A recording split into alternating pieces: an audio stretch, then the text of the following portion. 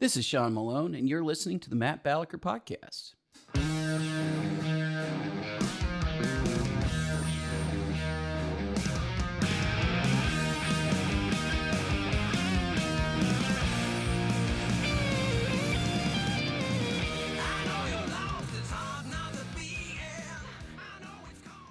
Thank you once again for tuning in to the Matt Balaker podcast. Our guest today is very well traveled. He studied music performance and composition at the University of Nebraska before earning a Master's of Arts at New York University. He now serves as Director of Media for the Foundation of Economic Education, and he lives in Atlanta with his wife and two cats. Please welcome Sean Malone to the program. How are you doing, Sean? I'm quite good, man. How are you doing? We're great. I'm doing a lot better than Eric, although he probably has more antibodies than me at the moment. But I'm curious, Sean, with degrees in music, you got a job at an economic think tank. How did that happen? I mean, it didn't happen right away, to be fair. But no, I actually worked in the music industry for a while, and that was my original path was really to work in the entertainment business. And so when I was in graduate school in New York, I worked for a company called The Lodge, which was a commercial music production house that did, advertising music, basically, McDonald's, Mercedes, whatever. And I realized pretty quickly, I was an assistant music supervisor there. I realized pretty quickly that I kind of hated what I was doing. And I really wanted to be in a position where I could write my own stuff and to create stuff. Moved to Los Angeles and worked as a music manager for a little while, and then essentially a music editor. But I worked for a software company, and then meanwhile I was doing composition and things like that for short films and whatever. And that was all happening around the financial collapse. So it was all happening. I graduated NYU in 2007, and then got into the job market right in 2008, basically. Mm-hmm. And it was right, but beautiful timing. But at the same time, I'd always been really interested in econ, and I'd been interested in history and philosophy and those kinds of things. And so that was already something that I was really passionate about. And when, I was living in Los Angeles, I had conversation after conversation with people who really didn't understand those subjects at all, and who I started to feel like were really misunderstanding what was going on with the financial collapse. And so obviously, like the narrative at the time, especially in Los Angeles, was that, this is just greedy bankers doing greedy banker things and terrible capitalism and whatnot. But what you actually had to look at was, one, you had to look at the run-up of inflation, basically monetary printing and all that kind of stuff that had happened prior to 2007, really from 9/11 on. When we started engaging in these big stimulus packages and all those kinds of things. And then you had to look at the incentives that were created by the regulatory structure around the banks and around the housing market. What I realized, though, was like explaining that to people was nearly impossible, right? Like trying to just one-on-one, like their eyes would glaze over and they'd die. Don't invite Sean to the next party. He's going to talk about economic incentives. So none of that was in any way interesting to anybody. And meanwhile, I was trying to find video basically that would be compelling and interesting, and something that would be, something that could explain these concepts in sort of bite-sized pieces, right? And it just didn't exist. And so, I mean, long story short, I basically started creating my own. And as I did that for a couple years, I started to realize that there was probably a market for this, or there should be in any case, because there were a whole bunch of nonprofits that I was drawing research from, and I was pulling white papers and I was pulling data from all of these different sources. And so by about 2010, well, really like end of 2009, beginning of 2010, I started cold calling places and saying, hey, look, I've got an idea for a video that would help explain this white paper that your guy wrote, and I'd like to offer my services, basically. And it was a tough slog for the first several years because, well, really couple years, especially because honestly, the idea of doing video is just so outside. Like most of these organizations are run by academics, they're run by economists or lawyers, and they don't get any of this stuff at all. And they don't know why. I'm like, to them, like reading a white paper is interesting, you know. Right. So To them and 6 other people on the planet, white Right. papers are interesting. so they couldn't really fathom a lot of the times, like, oh, video, why would I, who cares? You know, like why would I pay for that or whatever? I remember I got from one guy, just a response that always stuck out to me for the last 10 years is, well, you know, that sounds like a really good video. If you make it, we'll post it on our social media pages. I was like, no, I mean, I'm trying to, like, I'm not going to make it. Like, you have to pay me to make it. But I was, meanwhile, making some of my own stuff just because it was things that I cared about. One of the first things I made was actually a fee. It was built off of a fee article by an economist who actually just died last year, Steve Horwitz. Oh yeah, I know his work.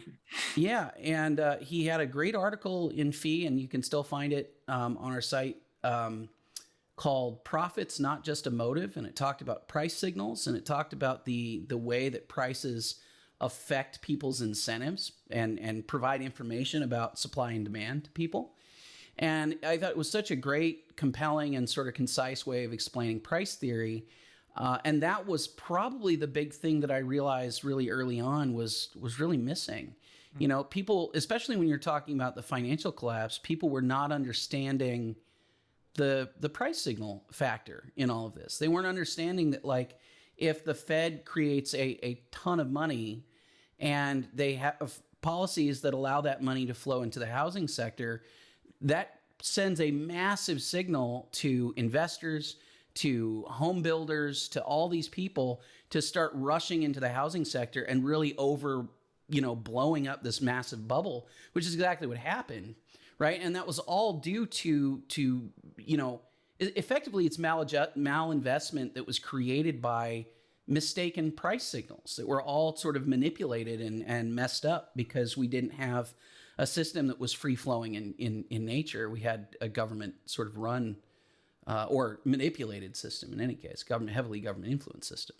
Yeah, and I think that is an ideal segue, Sean, to our topic today, because there are many factors that contributed to not only the housing crash, but the 2006 to call it 2009 recession, Sure, economic collapse.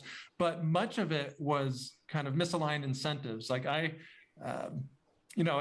doing the argument I hate, where I'm using my example to discuss, a global topic. But I'm an example of kind of something they did wrong. In 2003, I purchased a condo, and I still own it, and I'm glad I did, and I never defaulted on it. But I think I spent more time, creating my Gmail account than I did applying for the loan at the time. Like I had a job, I had like 8 months of income history. I didn't have much debt, but they gave me like hundreds of thousands of dollars. I had a floating loan that was fixed for like 3 or 5 years. I don't remember. And then it adjusted. And I remember thinking like, damn, like I'm technically a property owner, even though I own 1% equity, if that. And then a few years later, luckily for me, I was able to afford to make the payments, but real estate prices crashed. And I kind of was like, well, no shit. Like it was super, it was a cosign. Like it just seemed like it was like almost free money. How does that compare to today's student loan / call it student debt crisis, Sean? I mean, I think it's a very similar situation. I think you're right. This is a great segue because in the same way, we have a system where money, you can get literally hundreds of thousands of dollars extremely easily. There is very little in the way of a barrier to somebody. Like they don't ask particularly for collateral. Sometimes you have to have cosigners and things like that on private loans, but federal loans will still give you tens of thousands of dollars, almost no questions asked. And this money is so big that it's created a couple of problems, right?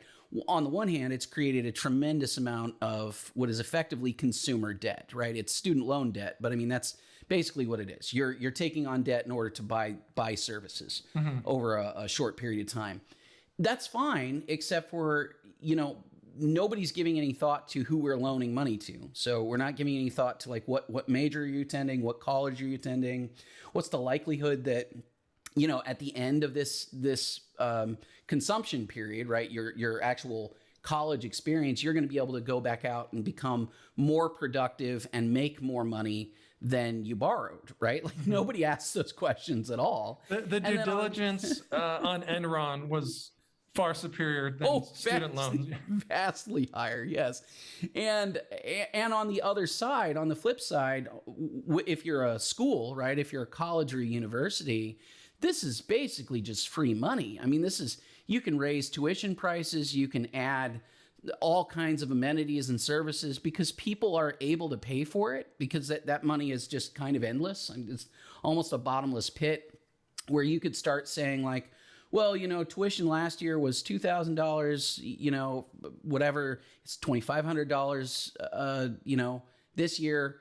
We're going to add fees for housing. We're going to add fees for, this fancy gym that we just built or, swimming pools and tennis courts. New statues in the quad, please. New statues, sure. Yeah. I mean, the thing is, like, all of those things are cool, except for the way that they're being paid for and financed is all based on debt. And it's all debt that's being saddled on the student, right? It's basically like you're saying, we're going to build the fanciest campus that's ever existed in order to attract all of these students. And as a result, we're going to charge, tens of thousands a year in tuition. And then we're never really going to have to worry about that because that's all the debt that's going to be, shoved off onto these students who then have to go figure out how to pay for it. And meanwhile, the banks aren't even asking, questions like, can you pay for it? Will the degree that you're getting be likely? I want to pause there briefly. Why aren't they asking those questions, Sean? Well, they have no incentive to, right? I mean, like the way that we have, there's all sorts of federal loan guarantees. There are federal, essentially federal bailouts that are guaranteed to any student loan, even private loans that default. The banks are going to be bailed out by the federal government on all of those things, regardless. And they know that. They've known that for decades. And on top of that, what are the machinations of that? Well, specifically, I think you can look at I'm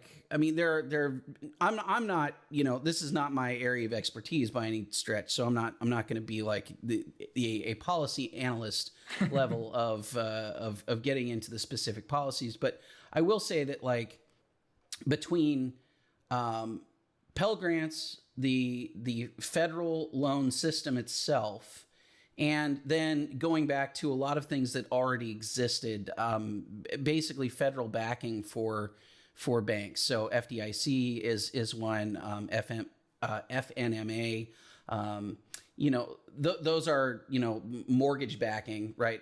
Fannie Mae and Freddie Mac were originally designed to sort of to bail out banks in terms of, bad mortgages. Mm-hmm. But there are systems like that in place for student loans as well.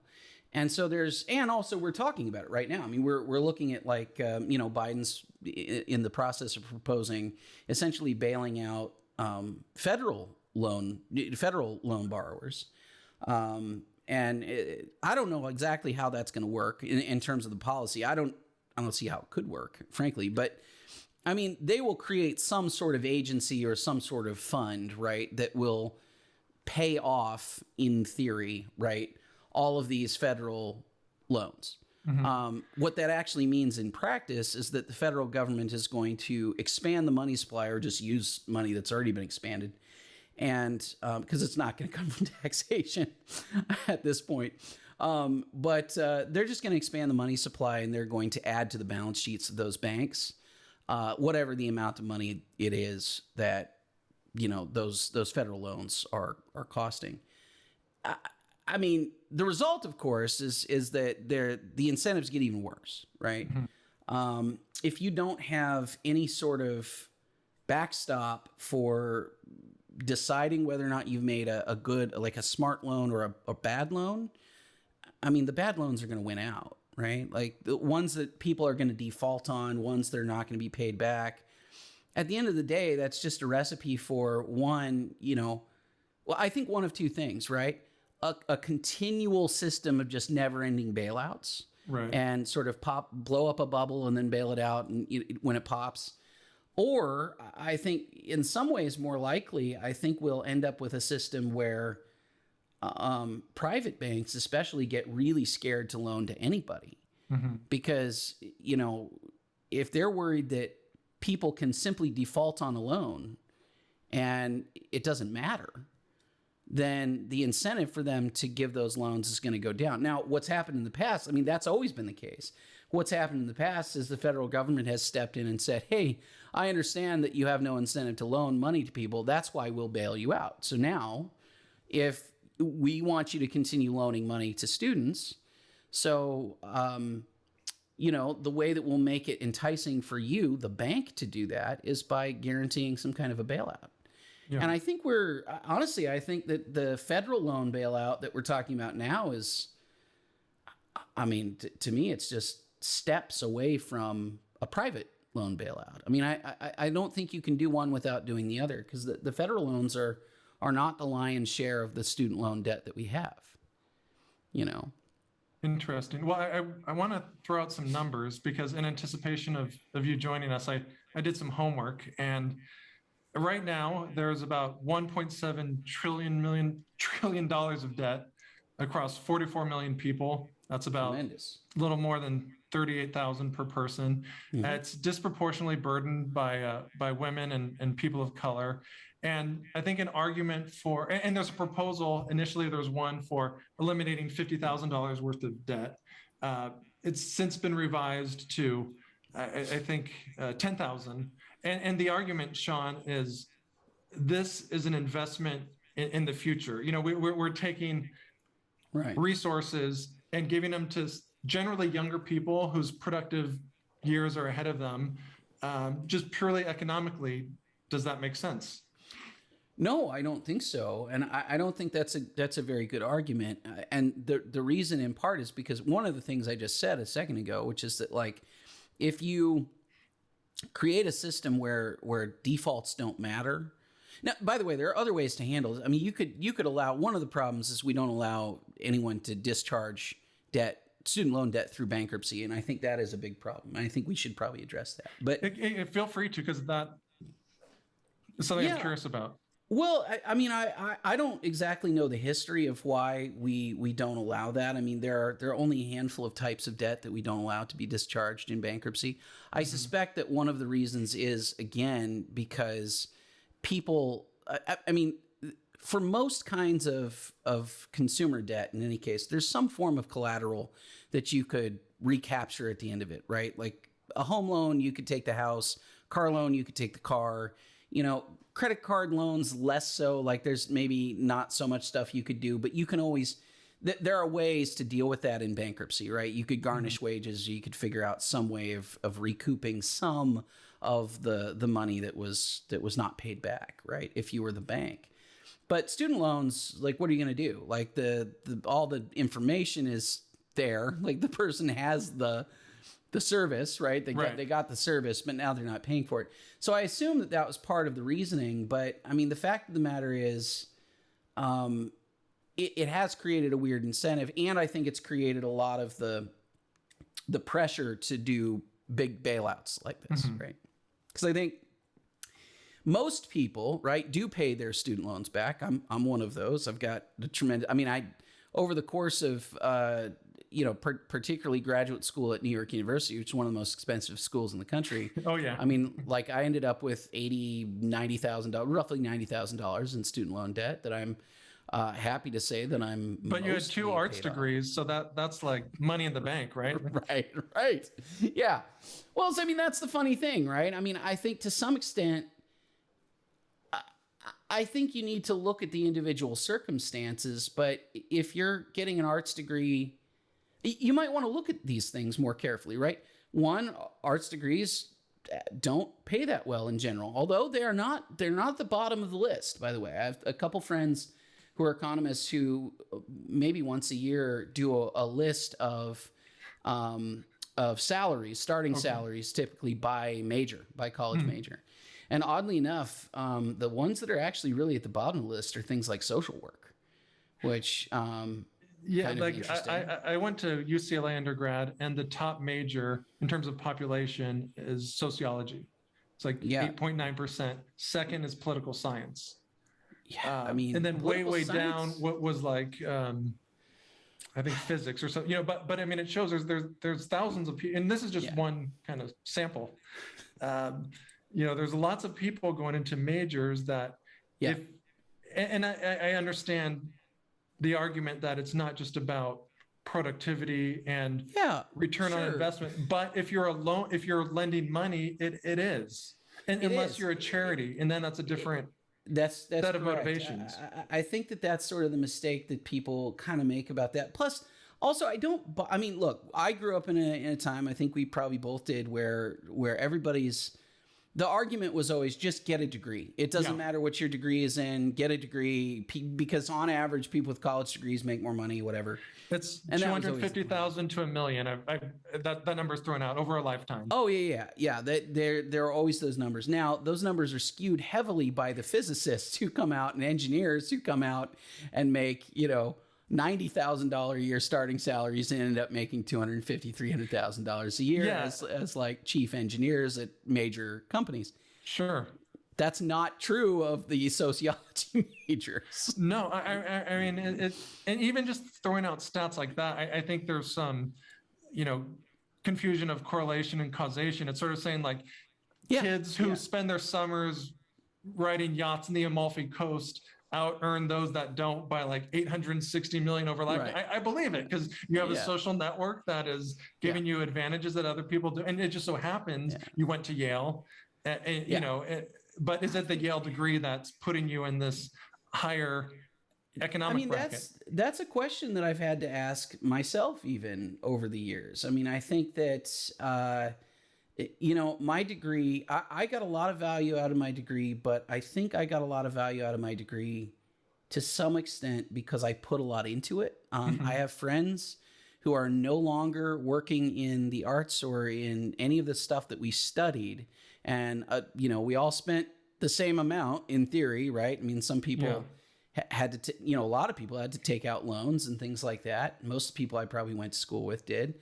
Many of those people are not in those careers anymore. And I think to some extent that is really what you make of it, right? I think what you want to do, but that's what I was saying about, I think banks should be a little bit more scrutinizing about these things, because it's not to say that like somebody is a bad investment if they're going to major in the arts, but you should take a serious look at like, is this person actually getting into the top schools? Are they, which schools are they going to, right? I mean, are you trying to have a performance career with a degree from like a community college somewhere that nobody's ever heard of? I don't know. That's probably not a great investment. It could be. It depends on whatever it is. But like, you got to look into these things more carefully. But there's no incentive to do that because, again, we've got. I'm just like subsidized, unsubsidized direct loans, subsidized, unsubsidized indirect loans, Perkins loans. We used to have Pell Grants. That's kind of up in the air. Like similar kinds of programs still exist. Parent Plus loans. I mean, all these different things are ways that like just the federal government will give you a ton of money to go to school. And they don't really ask those kinds of questions at all. They just, I mean, I even remember, going through the FAFSA forms when I was in high school or whatever, early college, where they're just like, what do you need and what can you afford? And they're like, well, based on your parents' income, this is how much money we'll give you. Well, so going back to your question, I don't think that's setting up anybody particularly for success. I think that's what we have been doing. And I think it's set people up to have a tremendous amount of debt.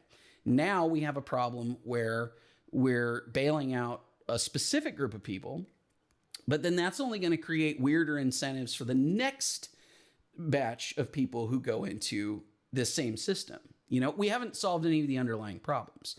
So there's still tremendously bad incentives for... What are some of the underlying problems, Sean? Well, I mean, it's like what we were talking about, right? Like the colleges and universities have an unlimited supply of money, so tuitions and all of those expenses are going to keep going up, right? There's no downward pressure on prices for colleges and universities. Doesn't need to be, right? They have no competitive pressure from consumers who are looking for cheaper and better simultaneously. No entrepreneurial pressure there. So you have that problem. That's not going away. And you have the problem of people having a tremendous incentive to borrow. Now they have an even bigger incentive to borrow because they probably don't even have to pay any of it back. Right. So, yeah, I mean, they say it's much easier for an 18-year-old to take out a $100,000 student loan than it is to get a $10,000 business loan. Well, I mean, yeah, look, speaking as somebody who after college, looked into the possibility of getting like a $10,000 business loan. I can tell you that was literally impossible. I didn't have the credit or the bank history to have any, like with my business, I didn't have any way of getting any of that money. And I'm glad, by the way, like looking back on it, I'm happy because I would not have, at the time when I wanted to borrow $10,000 or whatever, I would not have been able to pay it back. I was a bad risk. and Well, part of the risk is on that $10,000, Sean, it's not federally backed. So if you default on it, the bank eats it. Whereas in the student loan, if you default on it, the bank eats 3%. Right. So and they're making far more than that on, the ones that aren't defaulting and certainly on the overall system. So no, I mean, look, I wouldn't have loaned money to me either if I were the bank, right? I mean, if you came in and said, I have a media production business that I want you to give me $10,000 for. First of all, why? Secondly, show me your client list. Show me your... I'm going to make videos about white papers. They're like... Right. Show me your work history. Show me some evidence that you're consistently depositing $5,000 a month through your business account. And you've been doing that for the last 3-4 years. I would have gotten a loan, but I was just starting out. I had none of those. I could demonstrate nothing. Right. And I don't know. I keep looking at it like that. I understand why everybody wants to use the government to pay for education. That makes perfect sense. But the kinds of systems and incentives we've created have really served primarily just to make it all way more expensive. And I don't know what to do about that other than to let the market work and get the state out of this. Yeah, so I think I'm not arguing with that, but I think a counter is education or an educated populace is a public good. It's a positive externality in economic terms. So we're benefiting if, students down the street are going to university. I mean, theoretically. The funny thing about that, and this is going to be probably the most contentious thing I could possibly say about this is, I have a handful of friends who are academics who actually study these kinds of things. Jason Brennan being one of them, who's written papers on this. Those benefits may or may not actually exist. Well, and is university the only way to convey those benefits? That I think would be the better question overall. But there's scant evidence actually that universities are doing what they're purported to be doing, both in terms of people's net earning power and also I think in terms of what people are coming away with understanding. Well, Sean, colleges are a great way for students to abuse alcohol and sleep around. So we can't discount that too much. I mean, that's funny. I mean, it's funny that you talk about it that way, but and it's a little bit of a joke, but I think that's the reality. Oh, it's a lot of a joke. In fact, it's in my act. So. But I do think that that's the reality of an awful lot of people's university experiences, and they talk about it that way, right? Sure. So college is the place where you go to find yourself. It's the place. Yeah. Well, what does that entail, right? It entails probably most of the stuff. Beer bongs and orgies. Yeah. I think right. Not going to class. Right. Yeah. It's the stuff outside of class. I mean, you can go to Europe. You can take a Kentucky tour or something, go explore, Yeah. I don't know. I mean, it's funny because I've over the years, I've become more what I feel like is like I'm anti-college. I'm not really anti-college. I mean, I've got 2 degrees for goodness sakes, but I don't really think that it is as one. I don't think it's as good an identifier or a marker of talent or knowledge as I wish it were. Like I now am in a position where I hire people fairly frequently, and I would love to be in a position where, I could look at somebody's resume and see a college degree and say, oh, that because you have this college degree, that means I'm pretty much certain that you're going to be able to hack it, right?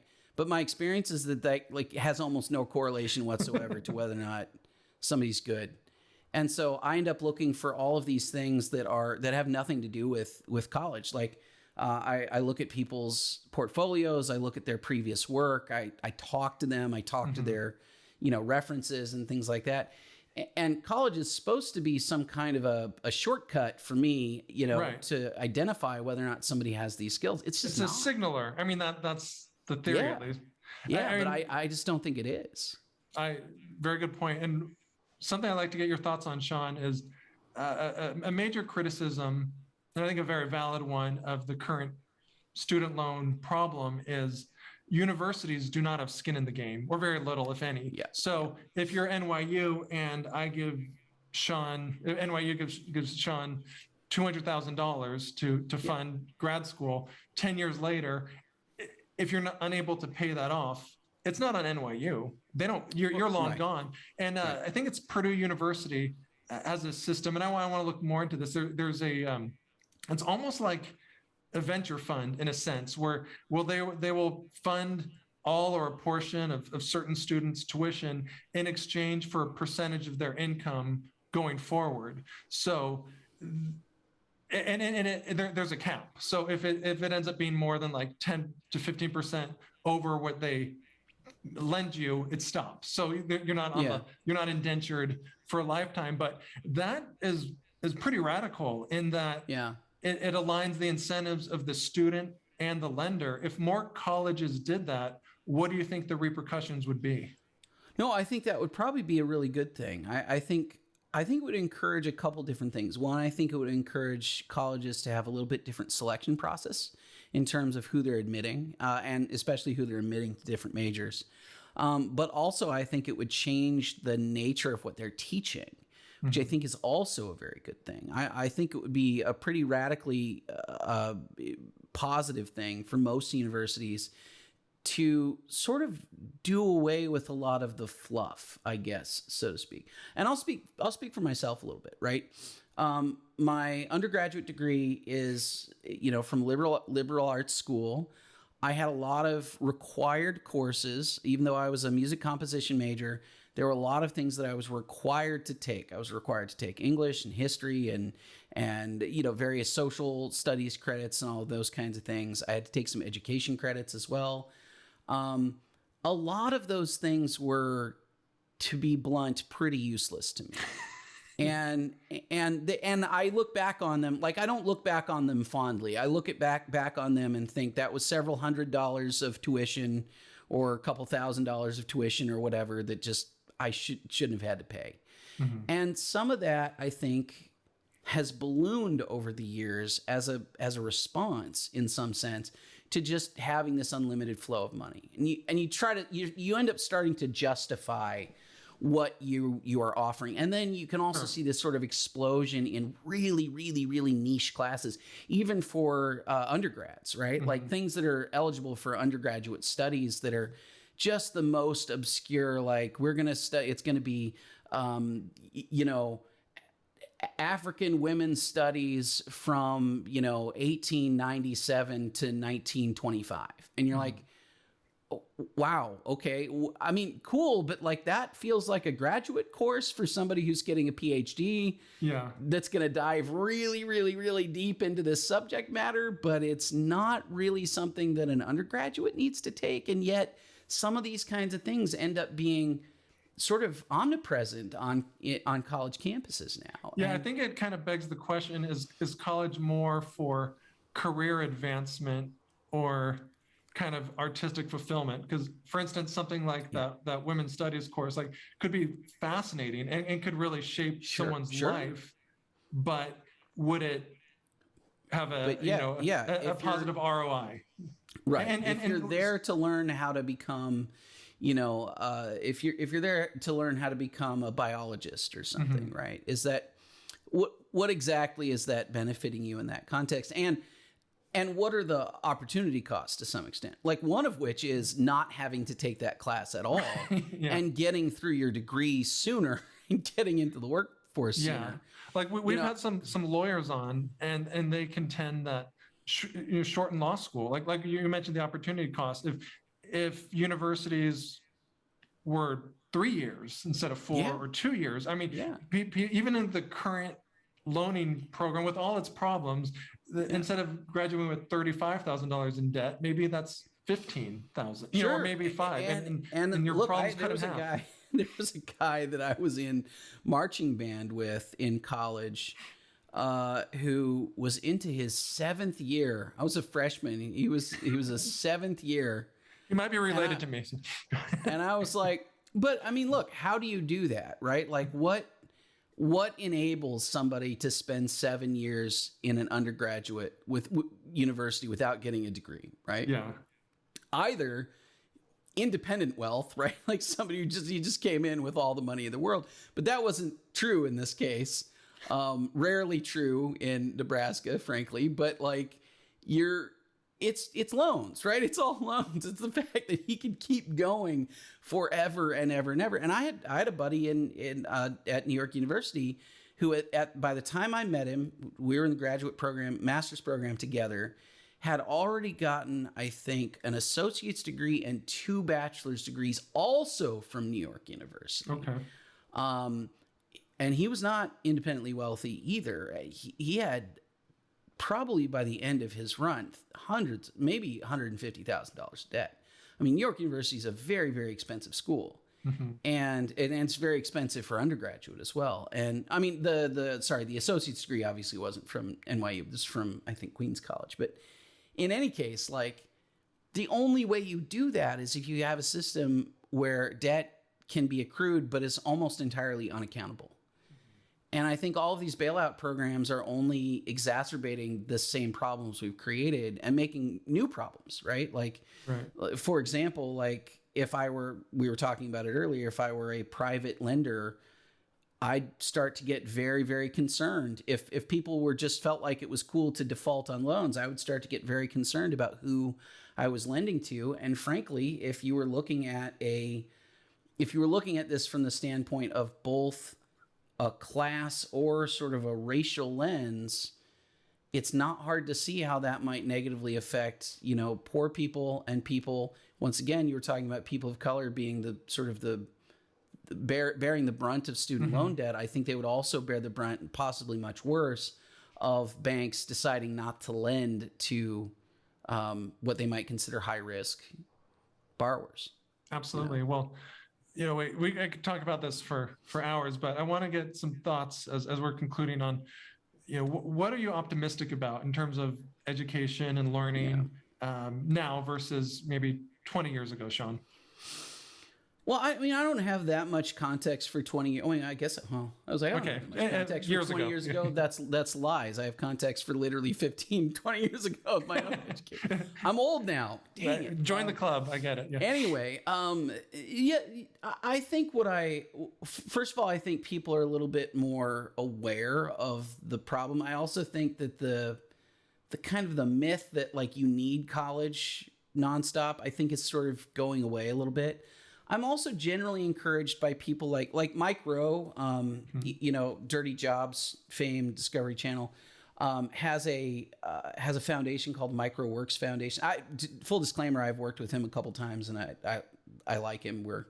I wouldn't say we're friends, but we know each other a little bit. You could text him, maybe. Yeah, actually, I might be able to.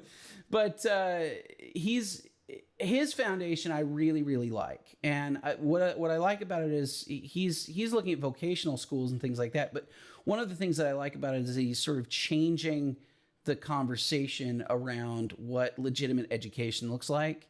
away from you have to get a 4-year university degree towards you should be looking at education as a means to an end to some extent. I think a very, very, very small percentage of the population can afford to and maybe has the capability legitimately of looking at university education as just pure consumption, just for fun, pure enrichment, pure enrichment for the sake of their philosophical benefit. The people who can do that have a lot more money starting out than I had. I'll tell you that. Most of us actually have to, and I think it's fine, but we actually have to think of college as a means to a career or a means to a life that we actually want. And I think what Mike's doing is really healthy, because I think we've had too many years of people just saying the only thing that will bring you prosperity is 4-year college, right? And we even look down on people with, associate's degrees, and we look down on people with no degree. My wife doesn't have a bachelor's degree, and she's you married her anyway. So I sure did, right? No, but I mean, she's even recently been passed up for jobs in spite of being extremely well qualified. I mean, she's been working nonstop since high school, right? And she has developed a tremendous number of skills, and in her field, she is very, very good. But she was in the process of applying for new jobs recently, and she still encountered some, in spite of having 10 years of experience in this field, essentially. She still had companies go, well, you don't have, we're looking for somebody with a bachelor's degree. It's like, why? Ridiculous. She would have been out of school for 15, 20 years by this point. Yeah. Like, who cares? Like, it couldn't possibly matter. But I mean, people still use that as a proxy. And I think that's changing, and that's what I'm probably most hopeful about. Excellent. Well, you're multi-talented, Sean. Where can people out there learn more about you and your work? Honestly, I think the easiest way is just SeanWMalone.com. That gets you into fee and stuff I did before fee and everything else. But also, if you're interested in YouTube, you could go to YouTube and look for Out of Frame, which is the video essay series I do twice a month. And I've been doing a bunch of shorts lately. Other stuff all over the place, but yeah, SeanWMalone.com will get you kind of the core of it. Check it out. The shorts are great. Sean Malone, thank you so much for joining us. We really appreciate it. Thanks, man. Thank you for listening to this episode of the Matt Balaker podcast. To learn more, please check out mattbalaker.com and encourage your friends to like, subscribe, and share. Really appreciate it.